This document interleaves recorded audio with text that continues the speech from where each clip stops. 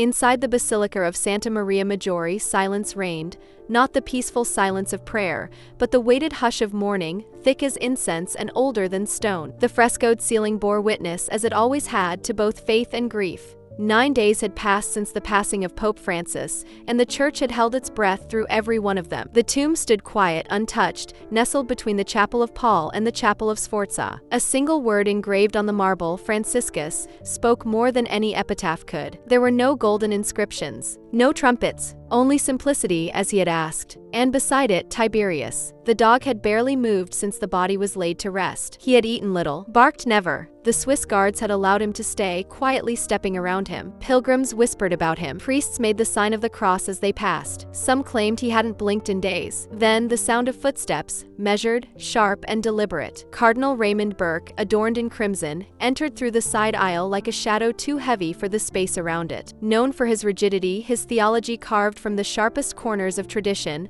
Burke walked with confidence, but not warmth. Eyes followed him, conversations paused mid-sentence. He approached the tomb not with reverence but inspection. Tiberius stirred. At first, only his ears moved. Then his eyes opened, hollowed from grief, dulled by sorrow, and locked onto Burke. His body shifted, his posture stiffened. And then came the growl. It was low at first, the kind of sound born not from anger, but from instinct, something ancient that lives only in creatures who understand threat without words. The sound echoed softly through the nave, unnatural in its timing. Burke froze. A few younger priests turned, startled. Tiberius stood slowly, his frame lean but steady, his tail still, his gaze fixed. He took one step forward, planting himself between Burke and the tomb. The air shifted. "Tiberius," a priest whispered. It's all right." But it wasn't. The growl deepened, rising from the dog's chest like thunder rolling in beneath the marble floor. And then he barked. Once, a sharp, piercing sound that bounced off the ancient walls like a crack in glass. Burke's hand flinched. He didn't speak. He looked down at the dog, and for the first time in years his composure cracked, not on his face but in his soul. Another bark, this one louder, raw. With it came a tension that gripped the entire basilica. The clergy nearby began to murmur. The moment felt surreal, like a script no one had rehearsed. A senior priest stepped forward, his voice low but firm. "Eminence, perhaps it's best you come back later." Burke did not answer. He continued to stare at Tiberius. And the dog stared back, not with rage, but with something stranger, recognition. As though he saw not a man, but the memory of everything Pope Francis had fought against. There was no malice in Tiberius. No violence. Only grief that had suddenly found a shape, and now stood, unwavering, before one of the church's most unyielding men. And Burke, stoic, hardened Burke, felt it. That gaze pierced deeper than sermons. He turned without a word. His footsteps retreated down the side aisle, fainter now, almost uncertain. And when the red robes disappeared behind the columned arch, Tiberius lay back down beside the tomb of the only man he had ever trusted. The priests said nothing more. Some crossed themselves. One whispered, "He knows." They meant the dog. But perhaps they also meant the man. Tiberius had always known. Long before the funeral, before the candles and black vestments, before Rome wept in silence, he knew. On the morning of April 21st, when the sun rose weakly over the dome of St. Peter's, Tiberius refused his food for the first time in months. The papal aides noticed. So did the sisters. He didn't bark at the gardener that day. He didn't chase the pigeons that pecked freely along the courtyard's edge. He didn't do anything at all, except curl up beside the white-robed figure sleeping in a bed he would never rise from. And he waited. He did not weep like a human. He did not wail like the pilgrims outside the basilica days later. He only stayed close, as if his breath could anchor the soul still lingering in that quiet room. When Pope Francis died, Tiberius did not need to be told. He stood, padded in silence to the edge of the bed, and placed his chin gently on the Pope's hand. There he stayed, unmoving, even as the nurses entered. Even as the final prayers were whispered. "It's like he knew," one sister said, voice trembling. He followed the procession to Santa Maria Maggiore. No one dared stop him. He walked not as a pet, but as a mourner. Not as a companion, but as family. And once the Pope was laid to rest, Tiberius chose his post, at the foot of the grave in the shadow of the name Franciscus. There he remained as steady as stone. Until today. The moment Cardinal Burke entered, the calm that had wrapped the basilica like a veil snapped. Tiberius lifted his head. His spine straightened. Something ancient woke in him, not rage, not fear, but instinct. He growled. He barked. and the memory of why pulsed through him like thunder. Burke had always made him uneasy. It was not personal. It was not even human. It was something beneath words. The way a horse refuses to be ridden by a liar. The way birds leave a forest moments before a storm. Tiberius remembered. Every time Burke visited the Vatican during Francis's reign, Tiberius would remove himself from the room.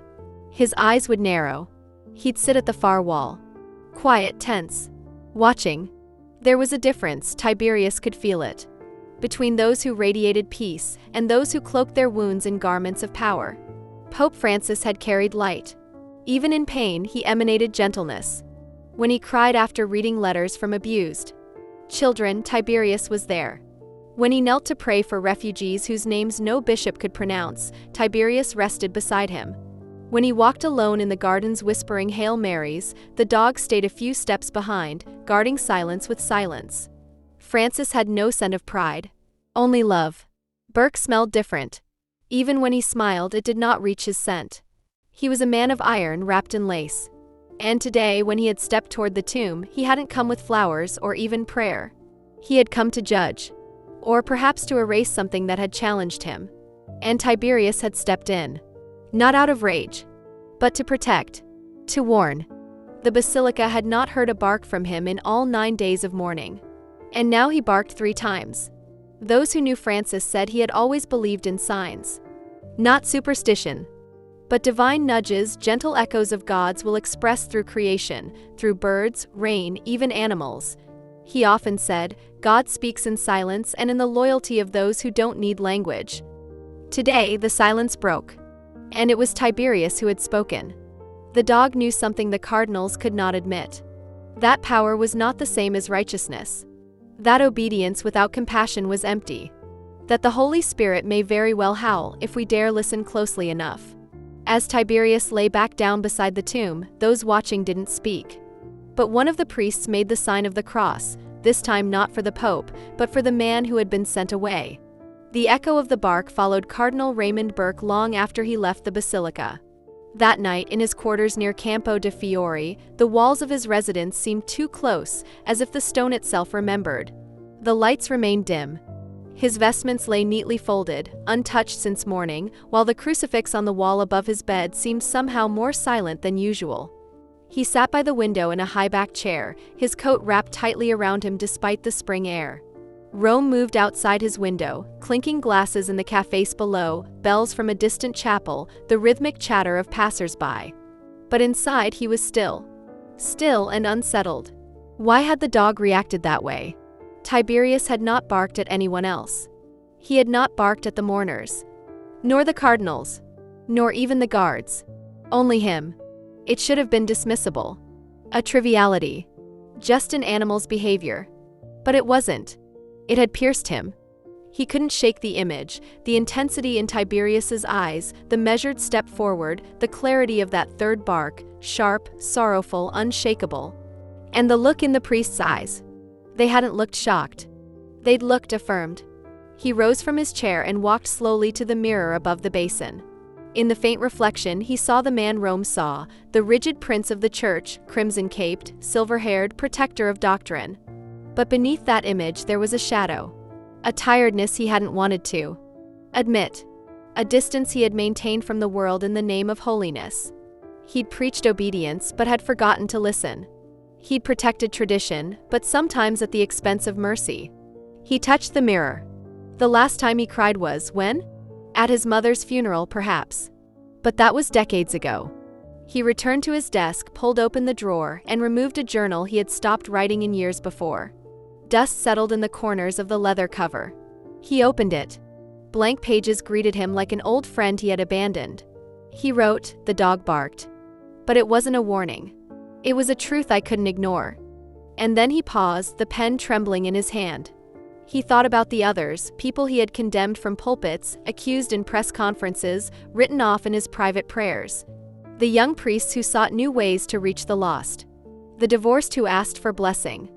The gay men who lit candles for sick mothers. The refugees who begged for bread outside the Vatican gates. He had kept his robes clean. But perhaps his hands were too empty. The words of Pope Francis returned like smoke in the air. Words Burke had once called naive. Who am I to judge? He had ridiculed that sentence once. Now it rang like prophecy. He poured a glass of water and stared into it. I have judged, he whispered. I have judged many. The truth felt heavier than his vestments. He remembered moments, small, sharp. A boy crying in a confessional in Milwaukee. A woman clutching a photo of her dead son at a parish door in Kansas City. The eyes of a seminarian he'd silenced with a glare when he asked if mercy ever had limits. Burke looked down at his hands. He whispered to the silence, "Why do animals fear me?" He meant it. Not metaphorically. Not as poetry. As a real question. Something primal in Tiberius had recoiled from something in him. A darkness. A posture. A frequency of soul that even he no longer understood. Could a dog know a heart better than a council of cardinals? Could a bark carry the voice of God? He stood again, pacing now. Then he stopped, slowly approached the crucifix, and for the first time in many years knelt, not as a prince of the church, not as a theologian, but as a man. I don't know if I have done right, he said aloud. I don't know if I've loved as you would have me love.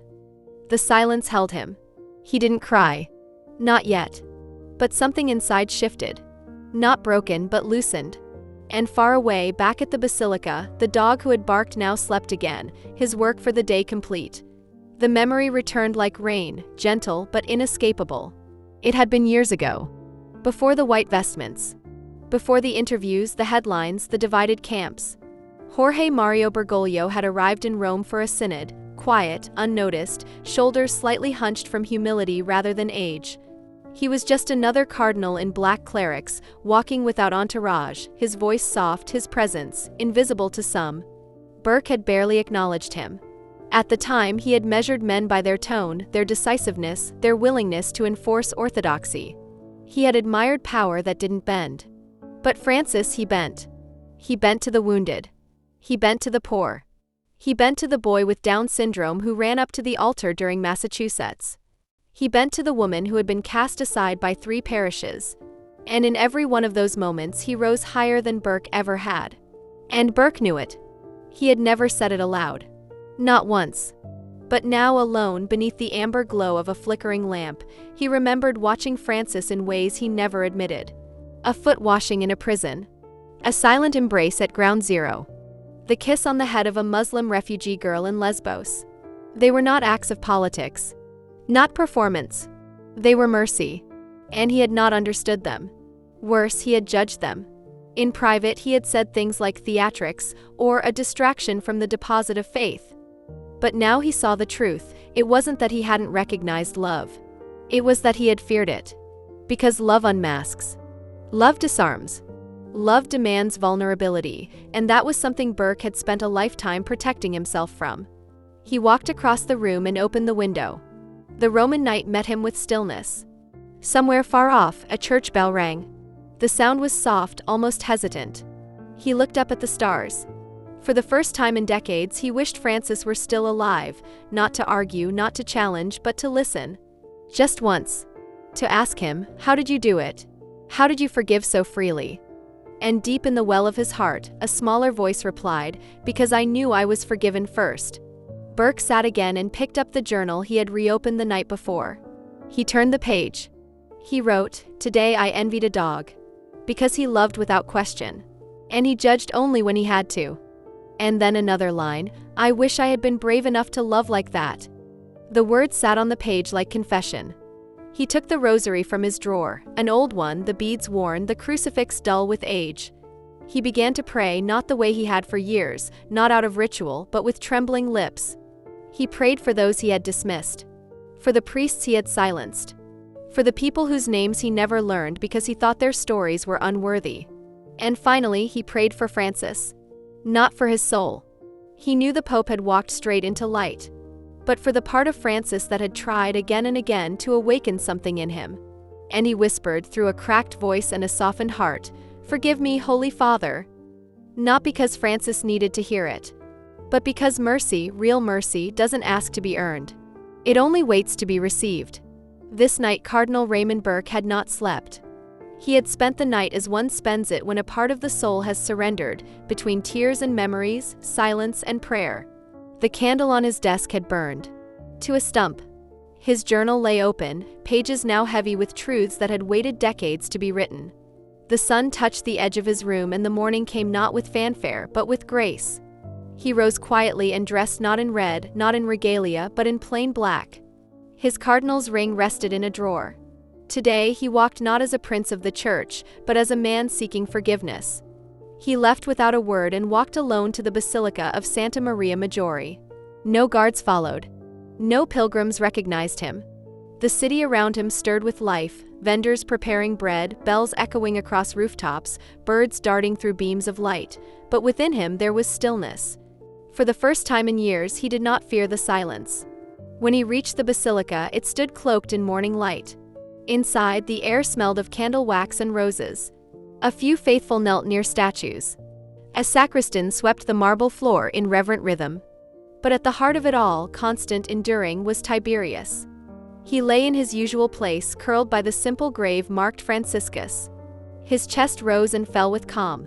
He was no longer a dog mourning his master. He was a sentinel of mercy. Tiberius opened his eyes as Burke entered. Their eyes met. And in that instant there was no growl. No bark. No tension. Burke stopped a few steps away, heart pounding, not in fear but in wonder. He knelt, not before Tiberius, nor even before the grave, but before the part of himself he had kept hidden for too long. He whispered, "I'm sorry." He said it softly, not expecting a response. Not needing one. But Tiberius rose slowly, walked over, and placed his head gently on the cardinal's knee. Burke lowered his face into his hands and wept, not like a man defeated, but like one finally released from chains of his own forging. He wept not for Francis, though he missed him. Not for the church, though it was broken. He wept for himself, for the years he had spent resisting love in the name of rules. For the people he had hurt without knowing. For the mercy he had kept from others and from himself. And in that sacred silence he heard the truth: mercy was not weakness. It was courage. It was the courage to admit failure. To embrace the broken. To kneel when pride demands you stand. To listen when doctrine tells you to speak. It was what Francis had tried to show him, not in debate, but in every touch, every embrace, every smile that held no judgment. It was what Tiberius had guarded day and night, beside a tomb that needed no ornament. A legacy not of power, but of compassion. And as the sun spilled through the basilica's high windows, illuminating the word Franciscus on the stone, Burke saw more clearly than he ever had before. True holiness was not in purity. It was in humility. In repentance. In the willingness to start again. He stayed there for a long time, his hand resting gently on Tiberius's fur. And he whispered through tears, "Thank you." Not to the dog alone, but to the God who had spoken through him. To the Pope who had loved beyond doctrine. To the mercy that had waited all along, patiently, faithfully, like a dog by his master's grave. And that day, in a church that smelled of mourning and memory, Cardinal Raymond Burke left not with answers, but with peace. And for the first time in his life, he felt forgiven.